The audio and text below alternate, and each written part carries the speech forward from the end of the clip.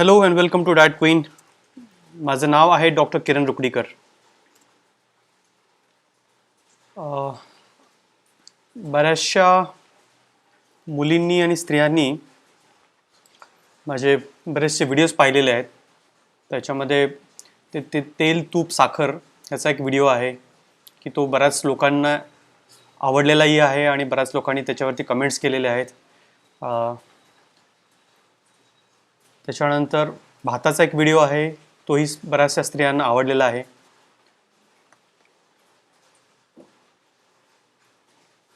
मी त्याच्यातून जे काही कमेंट्स आले होते त्या कमेंट्सवरून असं ठरवलं की आपण एक सॉर्ट करूया की कुठल्या विषयावरती जास्त स्त्रियांना किंवा मुलींना ऐकायचं आहे, कुठल्या प्लॅन्सबद्दल ऐकायचं आहे, कुठल्या डाएट प्लॅन्सबद्दल ऐकायचं आहे. त्याच्यात मला प्रामुख्याने लक्षात आलं की PCODचा हा खूप मोठा प्रॉब्लेम आहे आणि बऱ्याचशा मुली बऱ्याचशा स्त्रिया त्याच्याविषयी प्रश्न विचारत आहेत की PCODमध्ये डाएट काय घ्यावं, वेट लॉस करावा की नसं कसा करावा आणि किती वेट लॉस केल्यानंतर PCODमध्ये त्यांना फायदा होईल ह्याच्याविषयी माहिती घ्यायची होती. मग त्याकरता मी विचार केला की आपण त्या विषयावरतीच आपण जे बोलूया की ज्या विषयांच्यावरती बोलल्यानंतर तुम्हाला फायदा होईल अशा प्रकारचे डाएट प्लॅन्स मी अगदी आज जसं PCODबद्दल बोलणार आहे तसंच त्या पद्धतीने मी बाकी बऱ्याचशा डाएट्सबद्दल बोलणार आहे. त्याचबरोबर वेट लॉसचे वेगवेगळ्या पद्धती ज्या असतात त्याच्यातल्या कुठली चांगली पद्धत आहे, कुठल्या पद्धतीने आपण वेट लॉस केला पाहिजे, घरी बसल्या बसल्या म्हणजे होम डाएट घेऊन किंवा घरी बसल्या बसल्या आपण कशा पद्धतीने वेट लॉस करू शकतो. आणि आता कोविडचा काळ आहे आणि ज्यावेळी आपल्याला बाहेर जाणं लॉकडाऊनमुळे कठीण आहे, एक्सरसाइज करू शकत नाही मॅक्झिमम, तर त्या केसमध्ये आपण घरच्या घरी काही एक्सरसाइज करू शकतो का किंवा फक्त वॉकिंगने वजन कमी होईल का, हे जे काही बरेचसे स्त्रियांचे प्रश्न आहेत त्या सगळ्या प्रश्नांची उत्तर द्यायचा मी प्रयत्न करत आहे. तुमचे जर काही प्रश्न असतील मध्ये मध्ये तर तुम्ही विचारायला काही हरकत नाही. तर ते क्वेश्चन्स मध्ये मी उत्तर द्यायचा मी प्रयत्न करत आहे.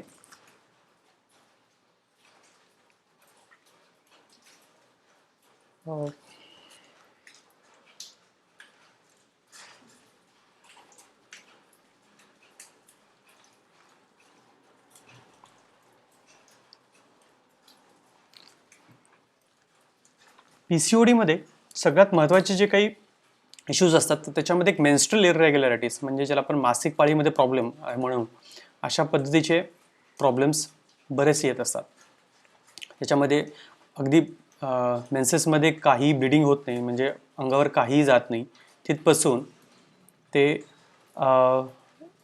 डिस्टर्बन्स असतो, म्हणजे एका महिन्यामध्ये पाळी व्यवस्थित होते, परत 2-3 महिने पाळी होतच नाही अजिबात. अशा प्रकारचे पण काही प्रॉब्लेम्स असू शकतात. किंवा अगदी 4-4 महिने 6-6 महिने पाळी होतच नाही आहे आणि मग अचानक 1-2 महिने कंटिन्युअस ब्लिडिंग होत असतं. अशा प्रकारचे काही येऊ शकतात इश्यूज. तर ते सोडून आणखीन काही प्रॉब्लेम असतील तर त्याच्यामध्ये ॲक्ने हे खूप महत्त्वाचा प्रॉब्लेम आहे की बऱ्याच मुलींना असे चेहऱ्यावरती पिंपल्स यायला सुरू होतात. इथं मी तुम्हाला दाखवलेले आहे, पिंपल्स यायला सुरू होतात आणि ते बरेचसे पिंपल्स साईज पण मोठी असते किंवा त्रास व्हायला सुरू होतो, ते दुखायला सुरू होतं, ते असू शकतं.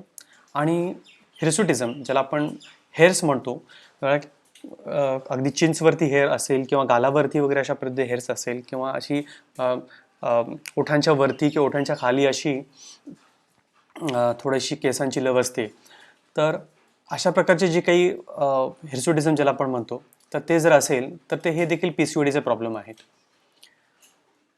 तर ते का आहेत ते हे बघूया. त्याच पद्धतीने डिस्कलरेशन ऑफ स्किन, ज्याला मानेला असं काळं झालेलं असतं आणि ते काळं बऱ्याच वेळा असं होतं की जसे जसे मुली मोठ्या होत राहतील, अगदी वयाच्या 15-16 वर्षापर्यंत, 16-17-18 वर्षानंतर वगैरे ते आणखीन प्रामुख्याने जास्त दिसायला सुरू होतं. मग ते अगदी समोर असेल किंवा पाठीमागे मानेवरती असेल किंवा अगदी एक्झिला ज्याला आपण काखेत असेल, त्याचबरोबर त्याच्यामध्ये चामखिळी पण असू शकते. तर हे सगळे जे काही डिस्कलरेशन्स असतात किंवा असतात हे सगळे PCODचे इश्यूज आहेत आणि हे एक्सेस वेटमुळे पण बऱ्याच वेळा असू शकतं. आणि मग त्यावेळी आपण काय करायचं आहे तर त्याच्याबद्दल आपण आज चर्चा करूया. आता PCOD म्हटलं तर ओव्हरवेट आणि ओबेस हे जे लोक आहेत, म्हणजे ज्या स्त्रिया असतात, तर त्याच्यामध्ये हे जास्त प्रमाण खूप पाहायला मिळतं. ह्याचा अर्थ असा नाही आहे की अंडरवेट ज्या मुली आहेत किंवा नॉर्मल वेट मुली आहेत त्यांच्यामध्ये PCOD नसतं, असं नाही आहे, पण त्याचं प्रमाण कमी आहे. ओव्हरवेट आणि ओबेज असेल, म्हणजे जास्त वजन असेल किंवा चरबी जास्त असेल, पोटावरती चरबी जास्त असेल, तर त्या केसेसमध्ये हे जास्त असण्याचे प्रमाण, PCOD असण्याचे जास्त प्रमाण आहे. आता लठ्ठपणा आणि अतिरिक्त वजन ज्याला आपण म्हणतो, PCOS जे आहे is a very most common hormonal disorder, आणि हे चाइल्ड बिअरिंग एजमध्ये असतं. अगदी चाइल्ड बिअरिंग एज म्हणजे काय, की साधारण 15-16 वर्षांनंतरच्या ज्या मुली आहेत किंवा 18 वर्षाच्या मुलीनंतर मुली आहेत, तिथपासून साधारण 35-40 पर्यंत हा प्रॉब्लेम खूप जास्त प्रमाणात आपल्याला दिसतो. त्याच्यामध्ये जसं आता मी म्हटलं तसं इरेग्युलर मेन्सेस असतात, पण त्याचबरोबर ज्या लग्न झालेल्या स्त्रिया आहेत तर त्यांच्यामध्ये इन्फर्टिलिटीचं प्रमाण हे खूप जास्त दिसतं, आणि हे PCODमध्ये हे PCODमुळे इन्फर्टिलिटी आहे, हे असं आहे. आता एक्सेस वेटमुळे PCOD आहे का PCODमुळे एक्सेस वेट आहे, हे जसं चिकन आणि एग असा जो हे आहे, म्हणजे अंड आधी की कोंबडी आधी, हे तशा पद्धतीचे आहे. पण बऱ्याच वेळा असं पाहायला मिळतं, किंवा मी अगदी प्रॅक्टिसमध्ये 18 वर्षाच्या प्रॅक्टिसमध्ये मी पाहिलेलं आहे की ओव्हरवेट किंवा ओबेज असेल, जर एखादी स्त्री असेल किंवा मुलगी असेल, तर तिचं वजन कमी झालं तर तिचे मेन्सेस देखील व्यवस्थित होतात, आणि त्याचबरोबर इन्फर्टिलिटीचा जर प्रॉब्लेम असेल तर तो देखील बहुतेक वेळा सॉल्व्ह होतो. मग अगदी तो ऑर्गॅनिक असेल तर, म्हणजे अगदी ओव्हरएन प्रॉब्लेम असेल तर तो सॉल्व्ह होतो. पण बाकीचे जे इन्फर्टिलिटीचे बाकी इश्यूज आहेत, सेकंडरी कॉजेस असतील, तर ते ह्या फक्त वजन कमी होण्यामुळे सॉल्व्ह होतील असं नाही आहे.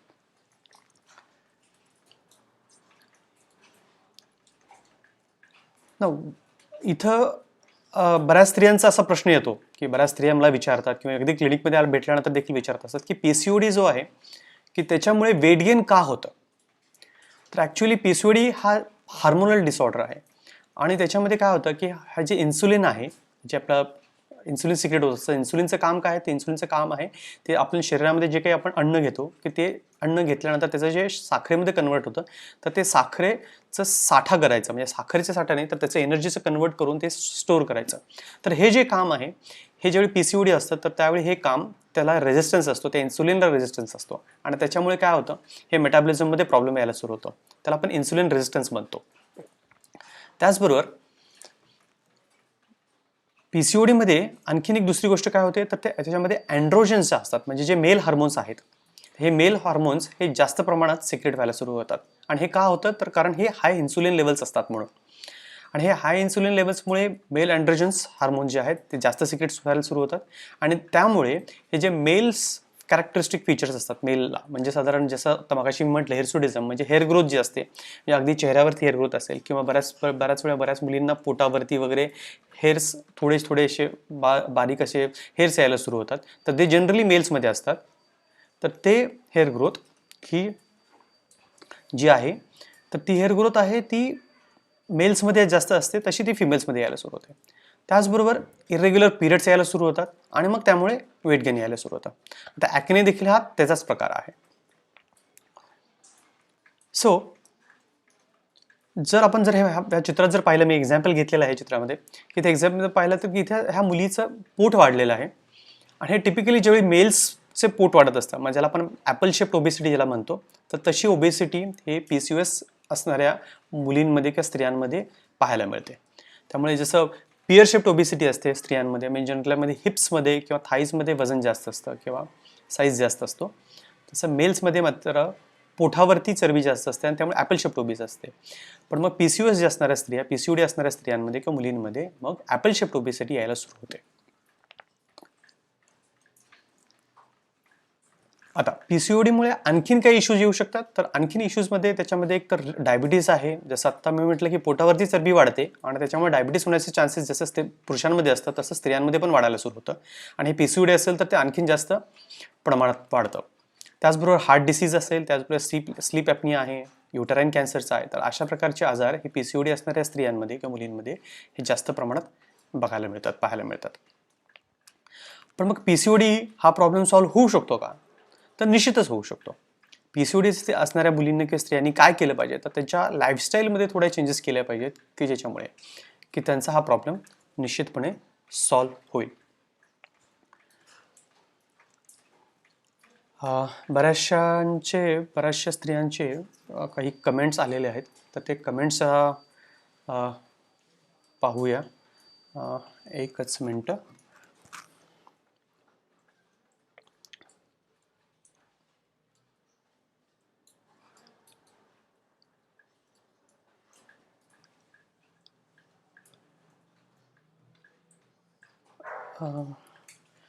मनीषा गोरे यांनी विचारलेलं आहे, फेस हेअर ग्रोथ कायमची जाऊ शकते का? हे जरा सांगणं खूप कठीण आहे. फेस कायमची जाऊ शकते सांगणं खूप कठीण आहे, कारण का ह्याच्यामध्ये बऱ्याचशा फॅक्टर्स आहेत. पण परमनंटली जाईल असं सांगणं खूप कठीण आहे. जयश्री महाजन विचारतायत, वॉकिंग करून वेट लॉस होतो का? निश्चितच होतो. कारण वॉकिंग ही जी ॲक्टिव्हिटी आहे ही बेसिकली ही ॲक्टिव्हिटी ही फिजिओलॉजिकल ॲक्टिव्हिटी आहे. म्हणजे आता फिजिओलॉजिकल म्हणजे काय, तर आपण हे विसरून अजिबातही चालणार नाही की आपण 2 पायाचे प्राणी आहोत आणि आपल्या पायाचं काम काय आहे तर चालणं आहे. तर हे चालणं जे आहे, हे चालणं जर आपण सतत कंटिन्युअस जर ठेवलं तर निश्चितच आपली चरबी, शरीरातील चरबी जी एक्सेस चरबी जी आहे ती वापरात येते आणि एक्सेस चरबी वाढूही देत नाही. म्हणजे आपण जे काही अन्न घेत असतो त्याच्यातून जे चरबीत रूपांतर होत असतं तर ते देखील वाढू देत नाही आहे. पण मात्र काय होतं की बऱ्याच स्त्रिया किंवा बरेच लोक जे आहेत ते थोड्या वेळासाठी वॉक करतात आणि मग ते थोड्या दिवसानंतर बंद करून टाकतात. तर तसं नाही आहे, ही सततची क्रिया असायला पाहिजे. आपण 24 तासामध्ये साधारण 1.5 ते 2 तास आपला वॉक व्हायला पाहिजे. आता बरेचसे लोक म्हणतील की मी 2 ते 3 तास वॉक किंवा 1.5 ते 2 तास वॉक कसा करू आणि कुठे केला पाहिजे वगैरे. तर त्याचा काही असा नियम नाही आहे. तुम्ही तुमच्याकडे आता घरी जर चांगली स्पेस असेल तर तिथे वॉक करू शकता, किंवा अगदी तुम्हाला जवळपास गार्डन ग्राउंड असेल किंवा टेरेस असेल, पार्किंग स्पेस असेल, तिथेही वॉक केला तरी काही हरकत नाही आहे. आणखीन जर बाकीच्या ॲक्टिव्हिटीज, आता वॉकिंगच्या बाबतीत जर आणखी बघायला म्हटलं तर वॉकिंग आपण कोणत्या वयात केलं पाहिजे, तर निश्चितच सगळ्या वयामध्ये आपण वॉकिंग केलं पाहिजे. पण मग आता ज्या स्त्रियांचं वय जास्त आहे आणि गुडघेदुखीचा त्रास आहे किंवा बाकी इतर काही त्रास आहे, जास्त वॉक करू शकत नाही, तर त्या केसमध्ये आपण काय केलं पाहिजे? तर त्या केसमध्ये आपण एका वेळी 1 तास किंवा अर्धा तास वॉक न करता साधारण 10 मिनटं 15 मिनटं वॉक करायचा. म्हणजे सकाळी समजा तुम्ही 6 वाजता 7 वाजता उठला असाल तर त्यावेळी मग 15 मिनटं वॉक करायचा आणि मग नंतर 8-9 वाजता एक 15 मिनटं वॉक करू शकता. तर असं स्टेप बाय स्टेप तुम्ही वॉक करायला सुरू केलं तरी हरकत नाही. त्यानं फायदा असा होतो की हळूहळू वॉक सुरू केल्यानंतर एकतर तुमची ॲक्टिव्हिटीज वाढल्यामुळे तुमचा थोडासा मस्क्युलर टोन यायला सुरू होतो. हळूहळू तुमचे जॉईंट्स पण थोडेसे फ्लेक्झिबल व्हायला सुरू होतात. त्याचबरोबर तुमचं थोडंसं वेट लॉस व्हायला सुरू होतं आणि एकदा वेट लॉस व्हायला सुरू झालं की नंतर मग हळूहळू ते आपलं स्पीड पण वाढतं आणि आपला त्रासही कमी होऊन जातो. आणखीन कोणाची एक कमेंट होती, 10 किलो नाही आहे, कमेंट गेलेली आहे बहुतेक. ओके, सो ॲबडॉमिनल फॅट जे आहे हे ॲक्च्युली पोटावरची जी चरबी आहे ही सगळ्यात घातक असते. त्याच्यामुळे पोटावरील चरबी म्हणजे काय, तर पोटातील एकतर सबक्युटेनियस फॅट असतो आणि आतमध्ये विसरल फॅटमध्ये असतं. म्हणजे पोटातील आतमध्ये चरबी पण बऱ्याच वेळा साठलेली असते. तर ती जी चरबी साठलेली आहे तर ती चरबीमुळे काय होतं की त्या चरबी ही मेटाबॉलिकली ॲक्टिव्ह चरबी असते आणि त्याच्यामुळे आपल्याला डायबिटीस आहे किंवा हार्ट डिसीज आहे किंवा त्याचबरोबर आपण आता PCODचा विषय बोलत होतो तसं PCODचा प्रॉब्लेम वगैरे. तर अशा प्रकारचे प्रॉब्लेम जे आहेत हे पोटावरील चरबी जास्त असेल तर त्या केसमध्ये होऊ शकतं. मग आपण जर पोटावरील चरबी जर कमी झाली आपली तर निश्चितच त्याचा खूप मोठा फायदा आपल्याला होतो. ओके, आता ती चरबी कशी कमी करायची वगैरे हे मी तुम्हाला डाएट आणि ॲक्टिव्हिटीजमध्ये तुम्हाला मी सांगणार आहे निश्चितच. आपण काही प्रश्न आहेत ते पण एकदा पाहूया. सोनाली चव्हाण विचारत आहेत, 10 किलो वजन कमी करायचं आहे. निश्चितच सोनाली, जर तुमचं एज जर इथं मेन्शन केलं असतं तर मला निश्चितच सांगता आलं असतं की साधारण काय केल्यानंतर तुम्हाला किती दिवसामध्ये इतका फरक पडेल. पण ॲक्च्युली कसं आहे की 10 kgs वेस्ट लॉस म्हणजे 10 किलो वजन जर कमी करायचं असेल ना तर निश्चितच साधारण 3 ते 4 महिन्यामध्ये आपलं एक 10 किलोपर्यंत वजन कमी होऊ शकतं. डिपेंड्स, तुमचं जर साधारण एक 80-90 किलो किंवा 100 किलो वजन असेल तर ते. आता कसं होतं की साधारण 10% वेट लॉस म्हणजे साधारण तुमचं वजन जर 100 किलो असेल तर तुमचं 90 किलो यायला म्हणजे 10 किलो वजन कमी व्हायला एक साधारण 2.5 ते 3 महिने लागतात. पण तेच जर तुमचं वजन 70 किलो असेल आणि तुम्हाला 10 किलो वजन कमी करायचं तर त्याला साधारण 4 महिने लागतात. त्याचं कारण असं आहे की जितकं जास्त वजन असेल तर तितकं फास्ट वजन कमी होत असतं. ओके, त्यामुळे तुम्ही काय केलं पाहिजे की तुम्ही एक तर साधारण 3 महिन्याकरता तुम्ही डाएट फॉलो केला पाहिजे, की ज्या डाएटमध्ये तुम्हाला जे काही रेग्युलर घरचं जेवण असतं आपलं, म्हणजे चपाती भाजी डाळ भात, व्हेज नॉनव्हेज, दूध बिस्किट ब्रेड अंडी, जे काही आपण खात असतो ते सर्व काही आपण खायचं आहे. फक्त त्याचं प्रमाण निश्चित केलं जातं तुमच्या उंचीनुसार, तुमच्या वयानुसार. आणि मग ते केल्यानंतर ते तुम्ही तितक्या प्रमाणात जर तुम्ही खाल्लं तर निश्चितच तुमचं वजन कमी व्हायला मदत होते. त्याचबरोबर ओके, सोनाली चव्हाणनी सांगितलेलं त्यांचं वय 33 आहे. निश्चितच ओके. सर इवन 33 एजमध्ये सुद्धा हे अगदी तुम्ही 3 महिन्यामध्ये तुम्ही 8 ते 10 किलो वजन निश्चितच कमी करू शकाल. त्या केसमध्ये तुम्ही आज आता मी सांगत होतो तशा पद्धतीने तुम्ही डाएट तर फॉलो केलाच पाहिजे, पण त्याचबरोबर वॉकिंगही केलं पाहिजे. ओके, काही ओके सो त्या okay so Sonali, so 10 kilo वजन निश्चितच मी आता सांगितल्याप्रमाणे 3 महिन्यामध्ये कमी होतं. डाएट फॉलो करा तुम्ही व्यवस्थित. डाएटसाठी तुम्हाला प्रॉपरली आमचं जे डाएट क्वीन ॲप्लिकेशन आहे, ते डाएट क्वीन ॲप्लिकेशन डाउनलोड करा. त्याच्यावरती 8 दिवसाचा तुम्हाला फ्री डाएट पण आहे, तो देखील तुम्ही बघून घ्या. आणि मग ऑफकोर्स 3 महिन्याचा तुम्हाला प्लॅन घ्यायचा असेल तर त्याच्यामध्ये 3 महिन्याचा जे डिस्काउंटेड प्लॅन्स पण आहेत ते देखील तुम्ही पाहू शकता. ह्याच्याचबरोबर तुम्ही डाएटबरोबर तुम्हाला वॉकिंग निश्चितच करावं लागेल. आणि एकदा तुम्ही वॉकिंग करायला सुरू केलं की हळूहळू तुमचं वजन कमी व्हायला सुरू होतं. इतकंच काय की फक्त वॉकिंग ही फक्त एकच ॲक्टिव्हिटी करायची आहे, हे मात्र लक्षात ठेवा. त्याच्याबरोबर कुठल्याही प्रकारचे एक्सरसाइजेस करायचे नाहीत, कारण खूप जास्त वजन असेल तर त्याच्यामुळे इंजुरीज किंवा तुम्हाला हार्टला किंवा बाकीचे इतर ऑर्गन्सला किंवा बाकी जॉईंट्सला वगैरे प्रॉब्लेम येण्याचे चान्सेस जास्त आहेत. मग त्या केसमध्ये तुम्ही एक्सरसाइज अजिबातही करायचं नाही, फक्त आणि फक्त वॉकिंग करा. एकदा का तुमचं वॉकिंग केल्यामुळे आणि डाएट फॉलो केल्यामुळे तुमचं वजन कमी झालं आणि तुम्ही नॉर्मल बॉडी वेटपर्यंत आलात, तर त्या केसमध्ये तुम्ही बाकी एक्सरसाइज करू शकता. म्हणजे जसं झुंबा असेल किंवा जिम असेल किंवा जर तुम्हाला एखादा स्पोर्ट्स खेळायचं म्हणजे बॅडमिंटन असेल किंवा स्विमिंग करायचं असेल वगैरे, तर त्या केसमध्ये तेही करू शकता. पण तोपर्यंत तुम्ही अजिबातही वॉकिंग सोडून दुसरी कुठलीही ॲक्टिव्हिटीज करायची नाही आहे.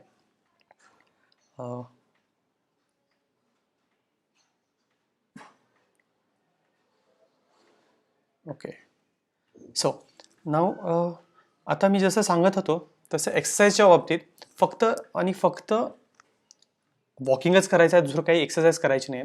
आपण त्याच्याबद्दल थोडीशी सविस्तर माहिती घेऊया की असं का आहे किंवा आपण एक्सरसाइज का करायचा नाही आहे. कारण बऱ्याच स्त्रियांचा असा प्रश्न असतो किंवा मला इव्हन क्लिनिकमध्ये भेटल्यानंतर स्त्रिया म्हणत असतात किंवा वॉकिंग का करायचं नाही आहे, सॉरी एक्सरसाइज का करायचं नाही, फक्त वॉकिंग का करायचं आहे. तर काय होतं, आय टेल यू, एक 2 महत्त्वाचे पॉईंट्स आहेत. एक तर म्हणजे काय की एक्सरसाइजमुळे ना पोटाची म्हणजे आपली जी भूक आहे ती खूप वाढते. हे आपल्या लक्षात येत असेल, तुम्ही जर एक्सरसाइज करत असाल तर तुमच्या लक्षात येईल की आपण जर वॉकिंग 1 तास केलं तर आपली भूक इतकी जास्त वाढत नाही आहे. पण त्याच अगेन्स्ट आपण जर रनिंग 1 तास केलं किंवा स्विमिंग 1 तास केलं असेल किंवा जिमला जाऊन 1 तास एक्सरसाइज केली तर त्या केसमध्ये आपली भूक खूप वाढते. आणि मग भूक वाढल्यामुळे काय होतं, भूक वाढल्यामुळे आपलं निश्चितच आपलं खाणं वाढलं पाहिजे. आणि खाणं जर वाढलं, आता हे खाणं कसं वाढतं तर ब्रेन तुम्हाला सिग्नल देतं. ब्रेन काय सिग्नल देतं की तुम्ही एक्सरसाइज करत आहात, तुम्हाला एनर्जीची रिक्वायरमेंट जास्त आहे आणि तुम्ही अन्न जास्त घेतलं पाहिजे, म्हणजे खाणं जास्त व्हायला पाहिजे. मग त्या केसमध्ये तुम्ही अन्न जर जास्त घेतलं म्हणजे खाणं, तुमचं डाएट जर वाढलं असेल, भूक वाढली असेल, तुम्ही खाणं वगैरे घेतलं तर तुमचं वजन निश्चितच कमी होणार नाही आहे. ओके, कारण का एक्सरसाइजमुळे जे काही भूक इनटेक वाढते, खाणं वाढतं आणि एका वेळी तुम्ही जर त्याच वेळी तुम्ही जर डाएट करत असाल तर त्या केसमध्ये तुम्हाला ते बॅलन्स होत नाही आणि एनर्जीची रिक्वायरमेंट आहे सफिशियंट होत नाही आणि त्यामुळे फायदा काहीच होत नाही एक्सरसाइज करून. आता एक्सरसाइज करून काय कशासाठी करत असतो पण तर मसल डेव्हलप करण्यासाठी पण होतोच, पण at the same time weight loss पण व्हायला लागतं. पण मग भूक वाढल्यामुळे तुमचं खाणं वाढतं आणि त्यामुळे वेट लॉस होत नाही आहे. एक आता दुसरा पॉईंट काय आहे की त्याच्यामुळे काय होतं की ज्यावेळी तुमचं ब्रेनला कळतं की तुम्हाला एनर्जीची रिक्वायरमेंट खूप जास्त आहे आणि तुम्ही मात्र डाएट करताय का तर तुम्हाला वजन कमी करायचं आहे म्हणून, मग त्या केसमध्ये तुम्ही कमी खाताय. मग ब्रेनला काय कळतं की तुम्ही कमी खाताय, मग त्या केसमध्ये ब्रेन काय करतं की जे काही एक्स्ट्रा रिझर्व्स असतात म्हणजे फॅट जे रिझर्व्स आहेत ना त्याचा वापर करत नाही. ब्रेन काय करतं, ब्रेन तुमचं एकदम मसलमधलं लिव्हरमधलं ग्लायकोजन कमी झालं, तुमची शुगर कमी झाली, तर त्या केसमध्ये थोड्या वेळाकरता तुमच्या फॅटमधली एनर्जी वापरली जाते, पण त्याच्यानंतर तुमची मसलमधलीच एनर्जी वापरली जाते. मग काही होतं की कालांतराने तुमचा मसल जो आहे ना तो वीक व्हायला सुरू होतो. कारण आपण हे एक्सरसाइज जे करत असतो ते काही थोड्या दिवसासाठी करत नाही. आपण साधारण 3 महिने 6 महिने जर एक्सरसाइज करत असो कारण वेट लॉस करायचं आहे म्हणून, तर त्या केसमध्ये तुमची जी एनर्जी रिक्वायरमेंट आहे ती वाढत जाते आहे, पण तुम्ही अन्न घेत नाही आहे, ब्रेनला काहीच कळत नाही आहे, ब्रेन पूर्ण कन्फ्यूज स्टेटमध्ये जातो आणि ब्रेनला असं वाटतं की आता एनर्जी तर काही मिळणार नाही आहे, त्यामुळे मसल जो आहे तो त्याच्यातून एनर्जी घ्यायला सुरू करतो आणि मसल वीक व्हायला सुरू होतं. तुमच्या लक्षात येत असेल की काही दिवसानंतर कालांतराने तीच एक्सरसाइज करून सुद्धा तुमचं तितकं वजन कमी होत नाही. हे लक्षात येत असेल. कारण मग जिममध्ये तुम्ही पहिले 2 महिने 3 महिने तुम्ही एक्सरसाइज करता, तुमचं वजन कमी व्हायला सुरू होतं आणि मग काही दिवसानंतर ते वजन कमी व्हायचं बंद होऊन जातं. तर असं होता कामा नये. मग त्याकरता तुम्ही काय केलं पाहिजे, मग त्याकरता तुम्ही अशी ॲक्टिव्हिटी केली पाहिजे की जेणे तुमची एनर्जी जी आहे ती जी म्हणजे जे रिक्वायरमेंट आहे ती वाढू नये. आणि ती ॲक्टिव्हिटी म्हणजे वॉकिंग, कारण ह्याला दुसरा पर्याय नाही. ह्याच्याविषयी सविस्तर व्हिडिओ मी एक वॉकिंगवरचा केलेला आहे, ऑलरेडी आहे तो यूट्यूब चॅनलवरती. तर तो तुम्ही पहा, तर तुमच्या लक्षात येईल की सगळ्यामध्ये त्याच्यामध्ये डिटेल चार्ट पण दिलेला आहे मी, की कुठल्या प्रकारचे एक्सरसाइजेस जे आहेत ते आपण केले नाही पाहिजेत असे, हे सगळं दिलेलं आहे. तर ती सगळं तुम्ही माहिती त्याच्यात घ्या. त्याच्यानंतर ओके, आता महत्त्वाचं येऊया डाएट प्लॅनवरती. आता बऱ्याच मुलींनी आणि स्त्रियांनी विचारलेलं आहे की कुठल्या PCODमध्ये डाएट कुठला घेतला पाहिजे. तर ॲक्च्युली PCOD हा प्रॉब्लेम जो आहे तो एक्सेस वेटमुळे आहे, एक्सेस फॅट असल्यामुळे, पोटावरील चरबी जास्त असल्यामुळे, एक्सेस वेट असल्यामुळे हा PCODचा बऱ्याच ठिकाणी प्रॉब्लेम आहे, बऱ्याच स्त्रियांना प्रॉब्लेम आहे. मग त्या केसमध्ये आपण जर PCODचा प्रॉब्लेम सॉल्व्ह करायचा म्हणजे काय करायचं, तर आपल्याला फॅट कमी करायचं. मग फॅट कमी करायचं म्हणजे पोटावरील चरबी कमी करायची. मग त्यासाठी जो डाएट आहे तोच डाएट म्हणजे PCODचा डाएट आहे. त्याच्यासाठी काही वेगळा डाएट आहे का, तर वेगळ्या काही थोड्या गोष्टी आहेत की ज्या आम्ही डाएट क्वीन ॲप्लिकेशनमध्ये दिलेल्या आहेत की PCODसाठी असेल तर त्या केसमध्ये आपण काय केलं पाहिजे ते आहेच. पण इथं मी त्याच्यापेक्षा महत्त्वाचं म्हणजे वेट लॉस कसा आहे केला तर ते तुमचा PCODला प्रॉब्लेम तुमचा सॉल्व्ह होऊ शकतो, तुमचा PCODचा प्रॉब्लेम सॉल्व्ह होऊ शकतो, की आपण पाहिलं पाहिजे, बघितलं पाहिजे. आता तर कसं आहे की ह्याच्यामध्ये सगळ्यात महत्त्वाच्या ज्या 2-3 गोष्टी आहेत त्या म्हणजे की आपण सगळ्या प्रकारचे तळलेले पदार्थ जे आहेत ते बंद केले पाहिजेत. मी अगदी सेव असेल, चिवडा, फरसाण, भजी, पकोडा, वडा, समोसा हे जे फ्राईड फूड्स आहेत की ज्याच्यामध्ये तेलाचं प्रमाण खूप जास्त आहे, तर ते सगळे पदार्थ आपण बंद केले पाहिजेत. त्याचबरोबर स्वीट्स जे आहेत म्हणजे साखर जी आहे, साखर असेल, गूळ असेल किंवा मध असेल, मुरंबा असेल, तर हे जे स्वीट्स आहेत त्याचबरोबर ह्या पदार्थांपासून बनवले गेलेले स्वीट्स असतील ते देखील स्वीट्स आपण बंद केले पाहिजे. मग अगदी पेढा बर्फीपासून, जिलेबी, गुलाबजामपासून, श्रीखंड, बासुंदी वगैरे हे सगळे पदार्थ आपण जर बंद केले तरच आपल्याला PCODमध्ये आणि आपल्याला वेट लॉसमध्ये फायदा होऊ शकतो. ओके. आता बऱ्याच स्त्रियांनी असे प्रश्न विचारले होते माझ्या एका व्हिडिओमध्ये की मी जर साखर बंद केली पण गूळ घेतला तर चालेल का, असं, किंवा शुगर फ्री जास्त वापरली तर चालेल का. तर त्या केसेसमध्ये गूळ म्हणजेच साखर, गूळ असा वेगळा असं काही नाही आहे, कारण त्याच्यामधून तेवढ्याच कॅलरीज मिळतात किंवा शरीरामध्ये गेल्यानंतर त्याचं तशाच पद्धतीने साखर जशी वापर होते तशी शरीरात गेल्यानंतर गुळाचा देखील तसाच वापर होत असतो. त्यामुळे गुळ आणि साखर हे काही वेगळं नाही आहे, ते सेमच आहे. एक्सेप्ट फॉर दॅट जसं आपल्याला माहितीच आहे की व्हाईट शुगर गुळामध्ये एक फायद्याची ज्या गोष्टी आहेत तर त्याच्यामध्ये आपल्याला आयर्न चांगलं मिळतं, हे एक आहे. आणि व्हाईट शुगर ही शक्यतो टाळलेली बरी, हे निश्चितच आहे. आता बाकीचे स्वीट प्रॉडक्ट्स आपल्याला जे आहेत म्हणजे स्वीट शुगर फ्री वापरून जर घेऊ शकता का, तर निश्चित ते चालू शकतील, पण कधी क्वचित जर बनवत असाल तर ते ठीक आहे. रोजच्या ह्याच्यामध्ये साधारण तुम्ही शुगर फ्री जे आहे ते तुम्हाला चहामध्ये वगैरे काय हवं असेल तर ते एखाद दुसरे ड्रॉप किंवा पिलेट फॉर्ममध्ये असेल तर ते घेतलं तरी हरकत नाही आहे. पण त्याच्यातून तुम्ही काही स्वीट प्रॉडक्ट्स बनवू नका. म्हणजे बऱ्याचशा स्त्रिया अशा विचारत असतात किंवा मी गुलाबजामुन बनवू का त्याच्यातून, तर निश्चित नाही. गुलाबजामुन वगैरे असे शुगर फ्री वापरून तुम्ही बनवत असाल तर ते चालणार नाही, कारण काही ते पदार्थ झाले तळलेले आहेत, कारण तेल आहे त्याच्यामध्ये. पण त्याचप्रमाणे गुलाबजामुन बनवताना आपण जे काही खवा किंवा बाकीचे इतर पदार्थ वापरत असतो तर त्याच्यामध्ये ऑलरेडी हाय कॅलरी फूड असतं ते, त्यामुळे ते घ्यायचं नाही आपल्याला. ओके. सो स्वीट्स आणि फ्राईड्स हे दोन्ही पदार्थ आपण टाळले पाहिजे, तरच निश्चितच आपलं वजन कमी होईल, पोटाची चरबी कमी होईल आणि तुम्हाला PCODला मला फायदा होईल. त्याचबरोबर ड्रायफ्रूट्स आहेत. आता ड्रायफ्रूट्समध्ये जे आहे तर ड्रायफ्रूट्समध्ये बरेचसे पदार्थ आहेत. अगदी आपण रोज वापरतो ते म्हणजे शेंगदाणे आणि खोबरं आहे, की जे आपण जेवणात वापरतो. दाण्याचं कूट असेल किंवा खोबऱ्याची चटणी असेल किंवा खोबरं आपण नॉनव्हेजमध्ये वापरत असेल किंवा अगदी कोशिंबीर केली असेल तर त्याच्यामध्ये खोबरं असतं. तर ते सोडून बाकी इतर जे ड्रायफ्रुट्स आहेत म्हणजे बदाम, पिस्ता, काजू, अक्रोड, मनुके, बेदाणे, शेंगदाणे, खोबरं वगैरे हे सगळे ड्रायफ्रुट्स आपण बंद केले पाहिजेत. कारण हे ड्रायफ्रुट्स तुमचं जर लक्षात असेल तर ड्रायफ्रूटमध्ये खूप जास्त कॅलरीज असतात, एनर्जी खूप जास्त असते, पण त्याचबरोबर त्या ड्रायफ्रुट्समधून आपण तेल बनवलं जातं. तुमच्या लक्षात येईल आता कोकोनट जर खोबरं घेतलं तर खोबऱ्याचं तेल होतं, खोबरेल तेल होतं, शेंगदाण्याचं तेल होतं. त्याचप्रमाणे आल्मंड ऑइल आहे, कॅशनट्स ऑइल आहे, वॉलनट ऑइल आहे, अशा सगळे प्रकारचे त्याच्यातून तेल बनतं. म्हणजे काय, तर त्याच्यामध्ये ऑइलचं प्रमाण खूप जास्त आहे आणि हे तेलकट पदार्थ जे आहेत त्याच्यामध्ये खूप जास्त एनर्जी आहे, त्यामुळे आपण ते घेतले नाही पाहिजेत. हे सगळे आपण बंद केले पाहिजेत. ओके. पण मग बऱ्याच स्त्रियांचा प्रश्न आहे की बाबा ड्रायफ्रुट्समध्ये आपल्याला खूप चांगलं प्रोटीन मिळतं, आणि ते शरीरासाठी चांगलं आहे आणि अगदी केसांसाठी वगैरे चांगलं आहे, बाकी शरीरासाठी चांगलं आहे, एक्सरसाइज करत असेल किंवा एक ॲक्टिव्हिटी करत असेल तर त्या केसमध्ये ड्रायफ्रुट्स घेतले पाहिजेत वगैरे. तर निश्चितच घेतले पाहिजेत, चांगलं आहे ड्रायफ्रुट्स वगैरे. पण त्या केसमध्ये कधी, तर हे आपण विचार केला पाहिजे. कारण का ड्रायफ्रुट्समध्ये जसं मी सांगितलं तसं फॅट्स आहेत, तर त्याचबरोबर प्रोटीनही आहे, चांगल्या प्रमाणात असतं प्रोटीन. आणि जे व्हेजिटेरियन लोक आहेत तर त्यांना तर ड्रायफ्रुट्स घेतले पाहिजे.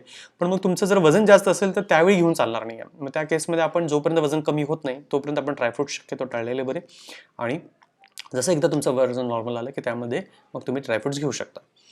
पण मग दुसरे काही प्रोटीन्स आहेत का की आपण जे घेऊ शकतो? मग ड्रायफ्रुट्स जर टाळले असतील तर दुसरे प्रोटीन्स कुठल्या प्रमाणात घेऊ शकतो? तर आपण आपल्याला मिल्क प्रोडक्ट्स आहेत त्याच्यातून घेऊ शकतो, पल्सेस आहेत त्याच्यातून घेऊ शकतो. आणि त्याचबरोबर जर तुम्ही नॉनव्हेज वगैरे घेत असाल, म्हणजे अंडं वगैरे खात असाल, तर अंडं आपल्या बॉइल्ड एग व्हाईटमध्ये चांगले प्रोटीन मिळतात. त्याचबरोबर फिशमधून प्रोटीन मिळतात किंवा चिकनमधून पण चांगलं प्रोटीन मिळत असतं जर तुम्ही नॉनव्हेज घेत असाल तर. पण मग व्हेजिटेरियन लोकांसाठी फक्त ते पल्सेस आहेत किंवा दूध आहे किंवा दुधाचे पदार्थ आहेत त्याच्यातून मिळतं. आणि ऑफकोर्स सिरियल्स आपण घेत असतो, म्हणजे चपाती भाजी, डाळ भात, चपाती असते, भाजी असते, त्याच्यातून भाजीमधून जास्त नाही पण चपाती वगैरे जे आहेत तर त्याच्यातून थोडंसं तुम्हाला प्रोटीन हे निश्चितच मिळतं. हाय क्रीम मिल्क प्रॉडक्ट जे आहेत तर ते हाय क्रीम मिल्क प्रॉडक्ट्ससुद्धा काही क्वेश्चन्स आहेत. Okay, comments in that you will be doing like tomorrow next week. Okay, so now high milk product जे आहेत तर ते हाय मिल्क प्रॉडक्ट्समध्ये सुद्धा जसे फॉर एक्झाम्पल आता जर बघितलं आपण तर म्हणजे अगदी बटर आहे, म्हणजे तूप आहे किंवा लोणी आहे वगैरे, किंवा क्रीम वापरून आपण जे काही पदार्थ बनवत असतो किंवा श्रीखंड असेल, बासुंदी असेल, तर हे जे हाय क्रीम मिल्क प्रॉडक्ट्स आहेत ना, हे देखील तुम्ही टाळले पाहिजेत. ओके, कारण का ह्याच्यातून आपल्याला खूप जास्त निश्चितच जसं कॅलरीज मिळतात ते आहेतच. त्याच्यातून प्रोटीन्स मिळत असतील, पण आपल्याला जर प्रोटीन्सच नुसते घ्यायचे असेल तर त्या केसमध्ये आपण काय करू शकतो, जसं मी मगाशी म्हटलं तसं स्किम मिल्क लिक्विड जर तुम्ही घेणार असाल, म्हणजे साय काढलेलं जे दूध आहे तर त्याच्यातून आपल्याला चांगलं प्रोटीन मिळतं, ते घेऊ शकता तुम्ही. त्याचबरोबर त्याच्यामध्ये तुम्ही बटर मिल्क बनवू शकता किंवा मग ते दूध ते तुम्हाला दहीसाठी वापरू शकाल किंवा अगदी चहा कॉफी करायची असेल तर त्यासाठी वापरू शकाल.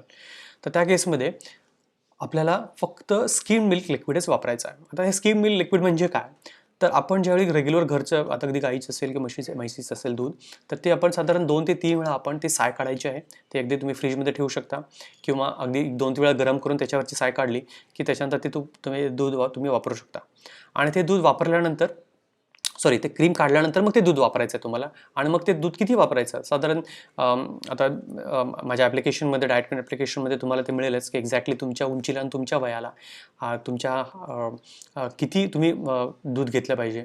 ते साधारण 300 ml ते 400 ml 500 ml पर्यंत दूधची रिक्वायरमेंट असते दिवसाची. तर ते तुम्ही घेतलं तर त्याच्यातून चांगले प्रोटीन तुम्हाला मिळतं आणि तुमची प्रोटीन रिक्वायरमेंटसुद्धा फुलफिल होऊन जाते. आता हे झाले जे पदार्थ आपल्याला खायचे नाही आहेत ते. आता कुठले पदार्थ खाऊ शकतात, तर त्याच्यामध्ये एक तर फ्रूट्स आहेत निश्चितच, खूप चांगल्या प्रमाणात तुम्हाला फायबर मिळतं, विटॅमिन्स मिळतं, मिनरल्स मिळतात, मग ते तुम्ही खाल्ले पाहिजेत. त्याचबरोबर व्हेजिटेबल्सही तुम्ही खाल्ले पाहिजेत, पालेभाज्या फळभाज्या ज्या आहेत त्या खाल्ल्या पाहिजेत, सॅलड्स खाल्ले पाहिजेत. आता सिरियल्समध्ये जे आहेत तर सिरियल्समध्ये म्हटलं तर चपाती आहे, भात, अगदी तुम्ही भात देखील खाऊ शकता, त्याने काही प्रॉब्लेम नाही आहे. फक्त मात्र भात घेत असताना कशा पद्धतीने घेतला पाहिजे, आपण पांढरा भात जो आहे किंवा बॉइल्ड राईस किंवा स्टीम राईस ज्याला म्हणतो आपण, तर त्या प्रकारेचा भात घेतला पाहिजे, ना की आपण बिर्याणी किंवा पुलाव वगैरे की ज्याच्यामध्ये तेलाचं प्रमाण, ड्रायफ्रुट्स वगैरे हे सगळं जास्त प्रमाणात वापरलं जातं किंवा बटर वापरलं जातं, तूप वापरलं जातं, तर ते आपण टाळलं पाहिजे. आणि प्लेन राईस आपण घेतला तर जास्त तुम्हाला फायदा होईल. त्याचबरोबर पल्सेस म्हणजे डाळी आणि कडधान्य देखील घेतले पाहिजेत. पण जर बघितलं तर पल्सेसमध्ये सुद्धा चांगल्या प्रकारचे कॅलरीज असतात, प्रोटीन जास्त असतं, त्याच्यामध्ये थोडंसं हे पण असतात, कार्ब्स पण थोड्या प्रमाणात असतात. मग पल्सेस त्यामुळे खूप जास्त प्रमाणात घेऊन नाही चालणार आहेत. त्यामुळे साधारण एक 30 ग्रॅम 40 ग्रॅम किंवा मॅक्झिमम 50 ग्रॅमपर्यंत तुम्ही पल्सेस घेऊ शकता, म्हणजे डाळी कडधान्य ज्याला आपण म्हणतो.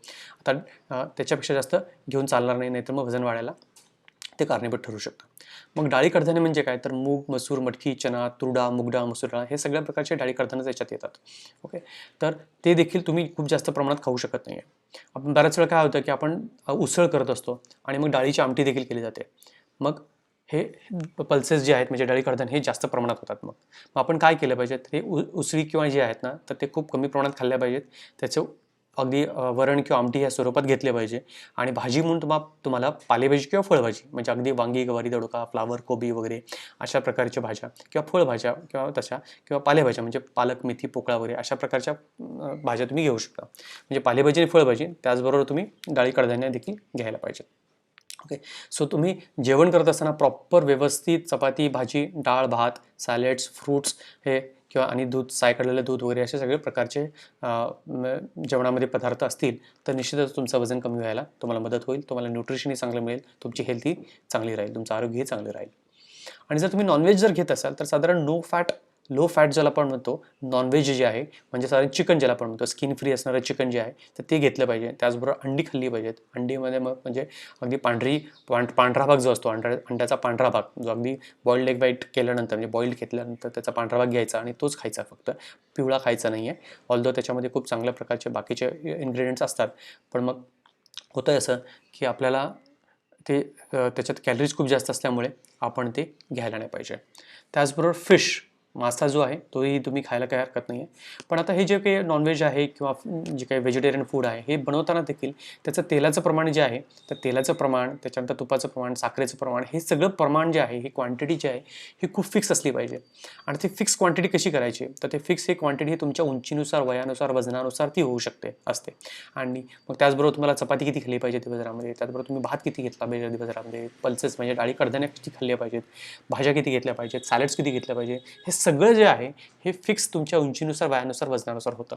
पण त्याकरता तुम्ही ॲप्लिकेशन डाउनलोड केलं तर त्याच्यामध्ये तुम्हाला हे सगळं सविस्तर अगदी सोप्या पद्धतीने मी दिलेलं आहे, माहिती दिलेली आहे, ते तुम्ही घ्या आणि तुम्हाला एक्झॅक्टली क्वांटिटी मिळू शकेल तुम्हाला, की तुम्ही नाश्त्यामध्ये किती खाल्लं पाहिजे, नाश्त्यामध्ये काय खाल्लं पाहिजे, त्याच्यानंतर दुपारी जेवणामध्ये किती खाल्लं पाहिजे, काय खाल्लं पाहिजे, आणि रात्रीच्या जेवणामध्ये काय खाल्लं पाहिजे, आणि मध्ये मिड मील स्नॅक्स जे आहेत ते कशा पद्धतीने घेतले पाहिजेत, की जेणेकरून तुम्हाला तुमचं वजन कमी व्हायला, तुमच्या पोटाची चरबी कमी व्हायला, पोट कमी व्हायला, आणि त्याचबरोबर तुमच्या PCODचा प्रॉब्लेम असेल तर तो सॉल्व्ह व्हायला तुम्हाला फायदा होईल.